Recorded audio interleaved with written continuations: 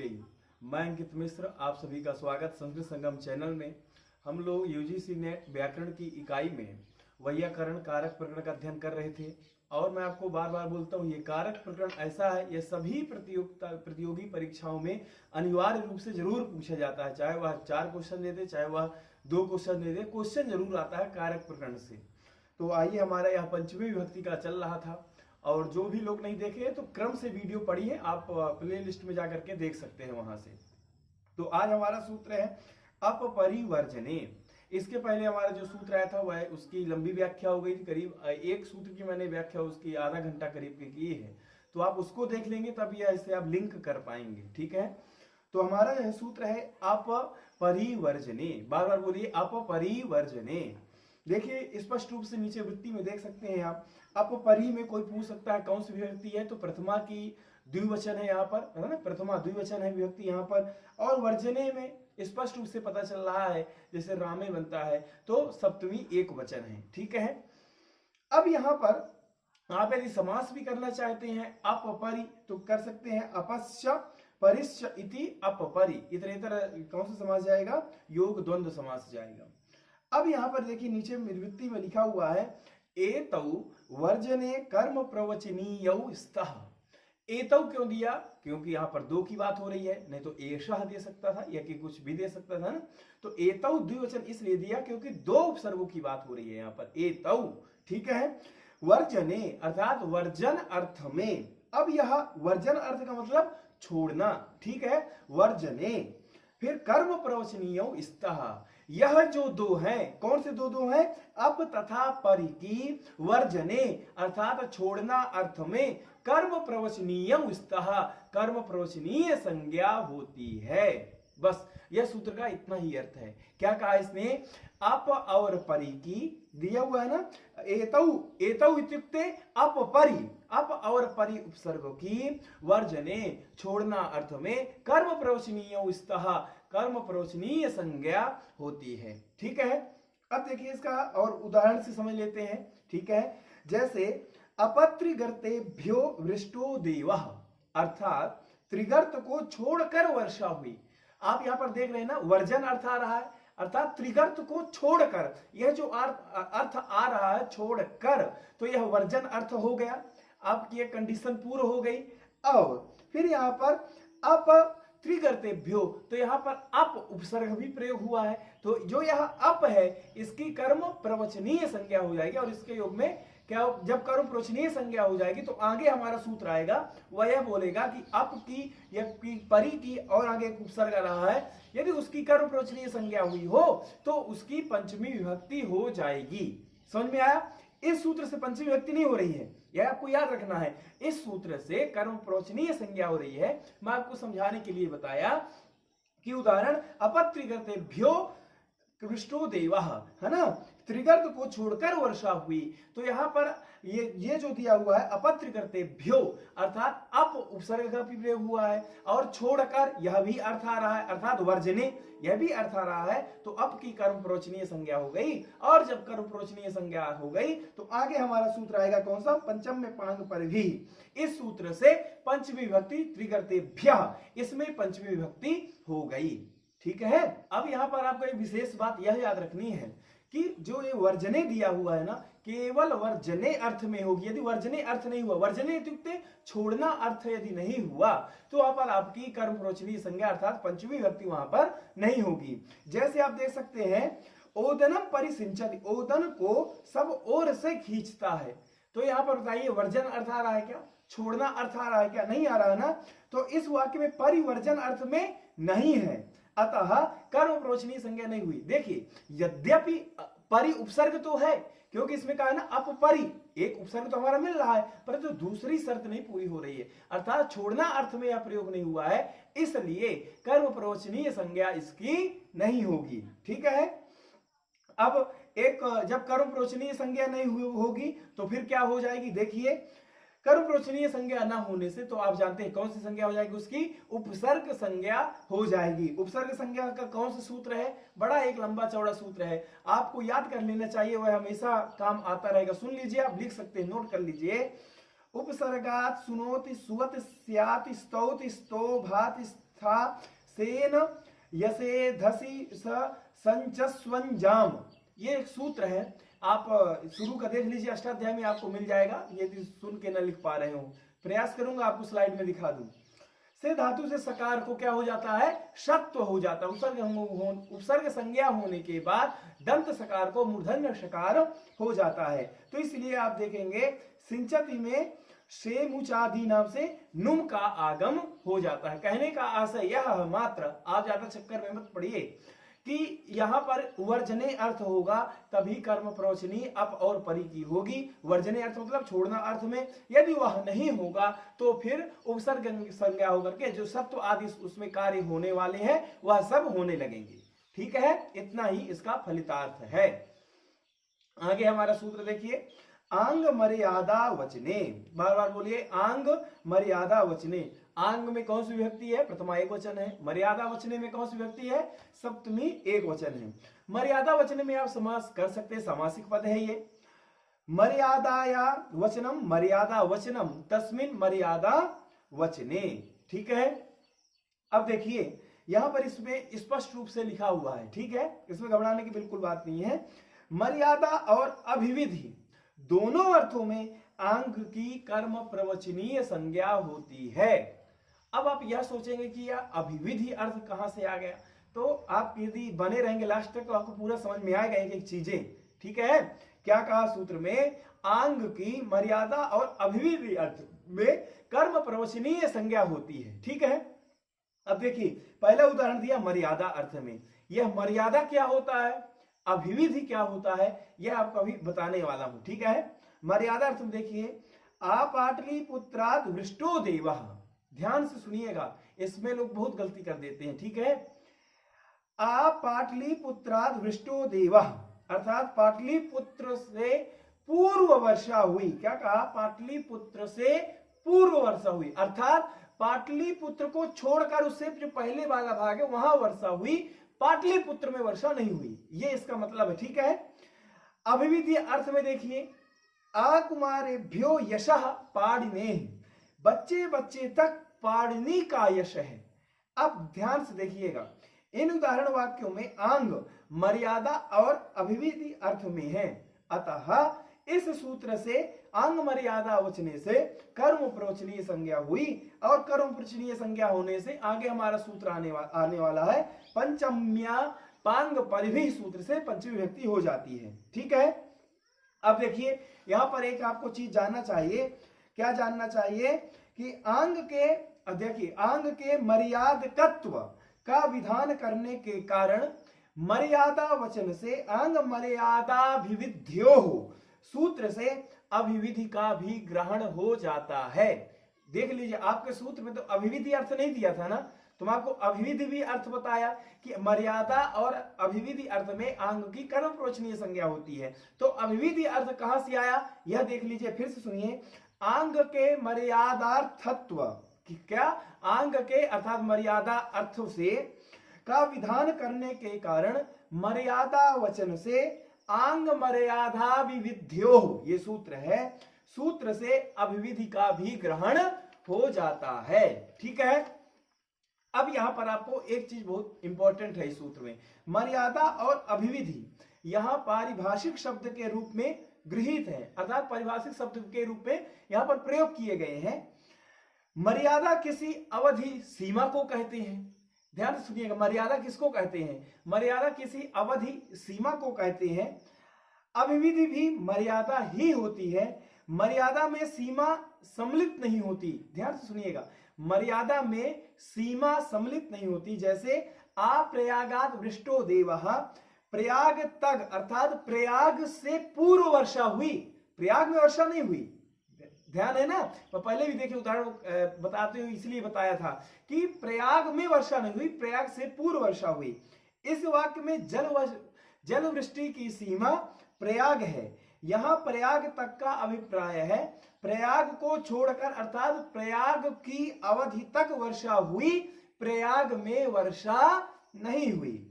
अविधि में अब फिर जो दूसरा अर्थ था अभिविधि में सीमा भी सम्मिलित होती है, यथा अप्रयागम वृष्टो देवः, प्रयाग तक वर्षा हुई। इस वाक्य में प्रयाग तक का अभिप्राय है प्रयाग को लेकर, अर्थात प्रयाग में भी वर्षा हुई।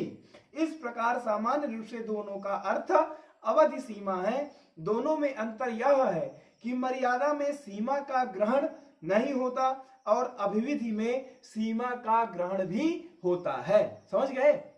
पहले आपको उदाहरण में क्या लेना है, मर्यादा की प्रयाग से पूर्व वर्षा हुई, अर्थात प्रयाग में वर्षा नहीं हुई। ये किसका उदाहरण है? मर्यादा का। और अभिविधि का उदाहरण क्या है कि प्रयाग तक वर्षा हुई, अर्थात प्रयाग में भी वर्षा हुई, प्रयाग में भी वृष्टि हुई। यह अभिविधि का उदाहरण है। ठीक है। अब इन दोनों अर्थों में ही आंग की कर्म प्रवचनीय संज्ञा होती है। अब अगला है, देखिए, पंचम्या पांग परिभी, जो हम लोग चर्चा कर रहे थे कि आगे सूत्र आने वाला है। आगे वाला देखिए आ ही गया। क्या कह रहे हैं इसमें? कर्म प्रवचनीय संज्ञक अप, आंग तथा परि के योग में पर कर्म प्रवचनीय संज्ञा होती है। तो यहाँ पर हमने तीनों ये उपसर्ग पढ़ चुके हैं ना। अप परिवर्जने, तो इसमें दो उपसर्ग आ गए, अप परि और आंग मर्यादा वचने। तो यह तीन उपसर्ग अप परि आंग, इनकी कर्म प्रवचनीय संज्ञा हो गई हो, उनकी उसके योग में पंचमी विभक्ति होती है, यह सूत्र कहता है। तो इन तीनों की कर्म प्रवचनीय संज्ञा हम कर चुके हैं। ठीक है। और यह सूत्र कहा है कि उनकी यदि कर्म प्रवचनीय संज्ञा हो गई हो तो आप पंचमी विभक्ति कर दीजिए। तो देखिए उदाहरण यही दिया है, एतैहि कर्म प्रवचनैहि योगी पंचमी स्यात्, अर्थात अप परि आंग। एतैहि मतलब अप परि आंग, कर्म प्रवचनैहि योगे, कर्म प्रवचनीय के योग में पंचमी स्यात्, पंचमी विभक्ति होती है। अब देखिए इसमें उदाहरण दिया है, अपहरेह संसारः। ठीक है, अर्थात हरि को छोड़कर संसार है। तो यहाँ पर अप क्या है? कर्म प्रवचनीय संज्ञक है। और जब कर्म प्रवचनीय संज्ञक है तो हरेह की पंचमी विभक्ति हो गई। किस सूत्र से पंचमी विभक्ति हुई? तो पंचम्य पांग पर भी। और कर्म प्रवचनीय के सूत्र से हुई तो अप परिवर्जने सूत्र से। दूसरा भी उदाहरण ये परिहरेह संसारः, है ना। तो यहाँ पर पूछ सकता कोई कर्म प्रवचनीय संज्ञा किस सूत्र से हुई यहाँ पर? तो आपको क्या बताना है? अप परिवर्जने सूत्र से। और पंचमी विभक्ति किस सूत्र से हुई? तो पंचम्य पांग परिभी सूत्र से हुई है। ठीक है, पूरी एकदम स्पष्टता होनी चाहिए सूत्र में आपके। अब देखिए इन उदाहरण वाक्यों में वर्जन अर्थ में अप परिवर्जने से अप और कर्म परि की कर्म प्रवचनीय संज्ञा होती है, जो मैंने भी आपको बता दिया। फलतः उक्त सूत्र से, अर्थात इस सूत्र से कर्म प्रवचनीय संज्ञक अप और परि के योग में पंचमी विभक्ति अर्थात हरेह की पंचमी विभक्ति हो गई। अब यहाँ पर देखिए आपके सूत्र में लिखा है, परिरत्र वर्जने लक्षणादौ तु हरिम प्रति आमुक्तेः संसारः आसकलात् ब्रह्मा। अब ये क्या कह रहा है? सूत्र में वर्जनार्थक अप के साहचर्य से परि भी वर्जन अर्थ में प्रयुक्त, अर्थात साहचर्य मतलब साथ में होने से, परि भी वर्जन अर्थ में प्रयुक्त है। किंतु जहां परि शब्द, ध्यान से सुनिएगा, जहां परि शब्द लक्षण, इत्थम भूताख्यान आदि अर्थ में आता है, वहां इसकी हम लोग यह सूत्र पढ़ चुके हैं, लक्षणेतम भूताख्यान भाग वीप्सासु प्रतिपरीय नवः से कर्म प्रवचनीय संज्ञा होकर इसके योग में कर्म प्रवचनीय युक्ते द्वितीया से द्वितीया विभक्ति ही होती है। जैसे हरिम परि, क्या है उदाहरण? देखिए लिखा हुआ है ना, हरिम परि, हरि विषयक भक्ति से युक्त। ठीक है, तो यहाँ पर आपकी कौन सी विभक्ति हो गई? पंचमी विभक्ति, सॉरी द्वितीय विभक्ति हो गई। तो आप देखेंगे ना हरिम परि, क्योंकि यहाँ पर लक्षण अर्थ में आया है। तो परि जब लक्षण अर्थ में आए तो यहाँ पर कौन सी विभक्ति हो जानी है? द्वितीय विभक्ति होगी। देखिए लिखा हुआ है ना, लक्षणादौ तु हरिम प्रति। ठीक है। अब अगला देखिए यहाँ पर, आमुक्तेः संसारः, मुक्ति तक अर्थात मुक्ति से पहले संसार है। इस वाक्य में आंग मर्यादा अर्थ में है, मुक्ति संसार की मर्यादा है। अतः अंग मर्यादा वचने से कौन सी संज्ञा हो गई? अंग की कर्म प्रवचनीय संज्ञा हो गई। और हमारी इस सूत्र से क्या सूत्र? पंचम्य पांग परिभी सूत्र से हमारी यह पंचमी विभक्ति हो गई। एक उदाहरण और देख लीजिए, आसकलात् ब्रह्म, सब तक अर्थात सब में ब्रह्म व्याप्त है। इस वाक्य में आंग की अंग मर्यादा वचने से कर्म प्रवचनीय संज्ञा होने से सकल शब्द में पंचम्य पांग परिभी सूत्र से पंचमी विभक्ति आपकी हो गई। ठीक है, तो हमने यहाँ पूरा एक विस्तृत रूप से हमने यह 2 सूत्र पढ़ लिए। आगे हमारा सूत्र देखिए, प्रतिनिधि प्रतिदानयोः। ध्यान से सुनिएगा, हमारा यहाँ मेरे को लगता है अभी 4-5 सूत्र 6 सूत्र और बचे हैं, पंचमी व्यक्ति हमारी समाप्त हो जाएगी, तो एक सूत्र और पढ़ लेते हैं। प्रतिनिधि प्रतिदानयोः। प्रति में कौन सी व्यक्ति है? प्रथमा एक वचन है। प्रतिनिधि प्रतिदानयोः में कौन सी व्यक्ति है? सप्तमी द्विवचन है। तो समासिक पद यहाँ पर कौन है? हमको समास भी देखना है ना।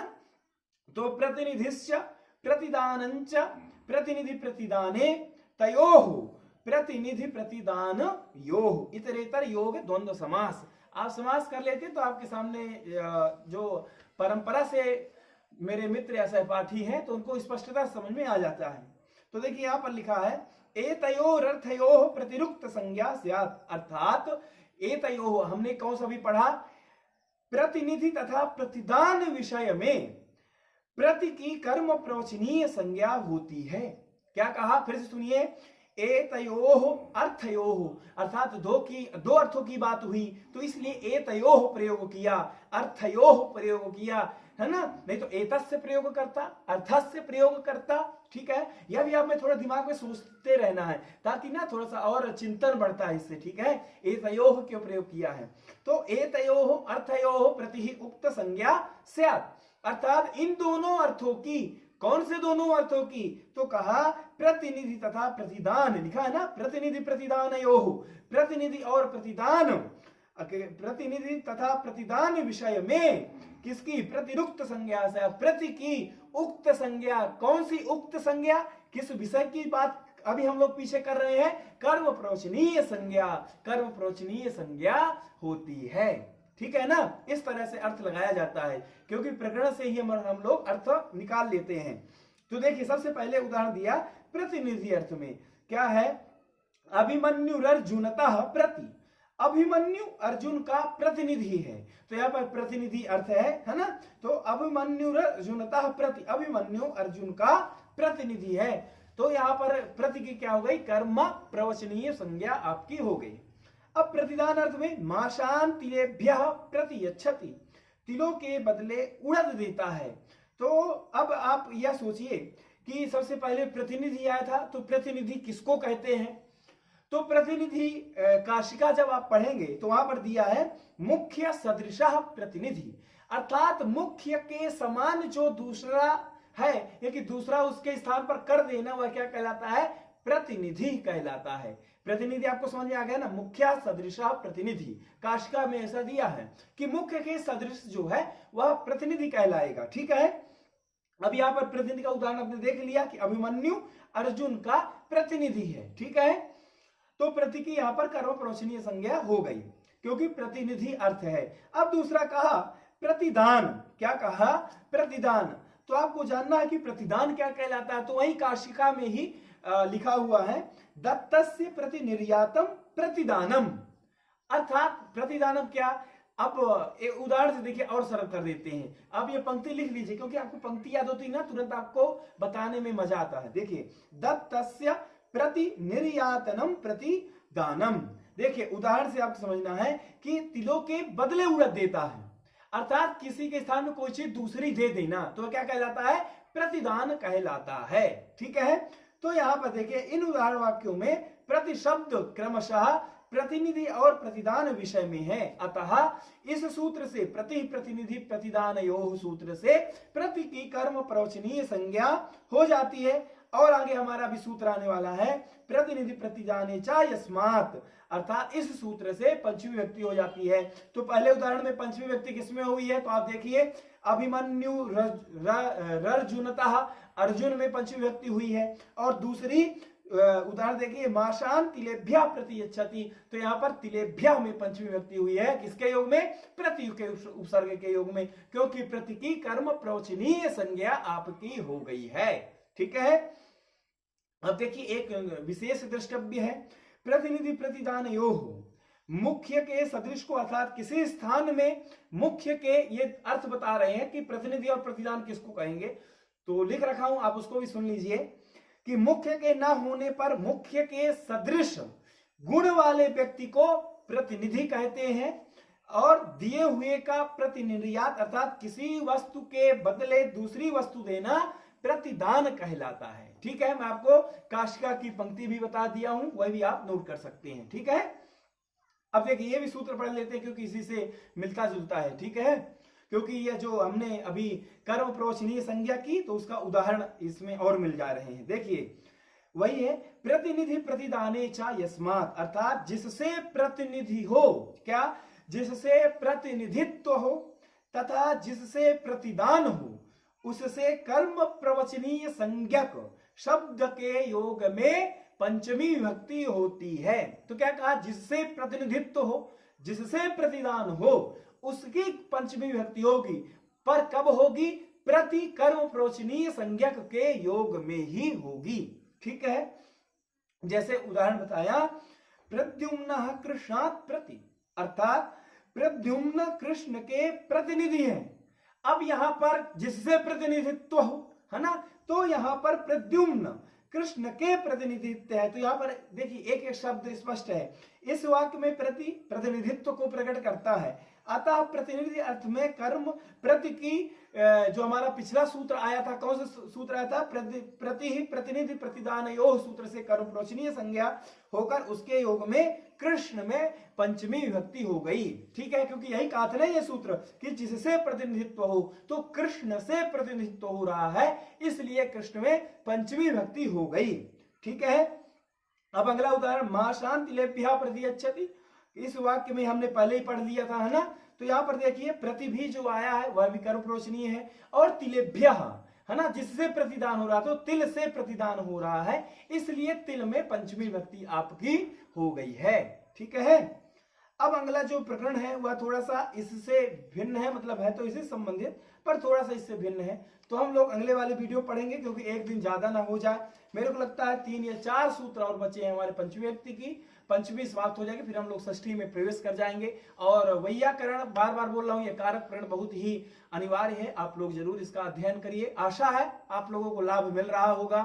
तो अगले सूत्र के साथ फिर मैं मिलूंगा, तब तक के लिए नमस्कार।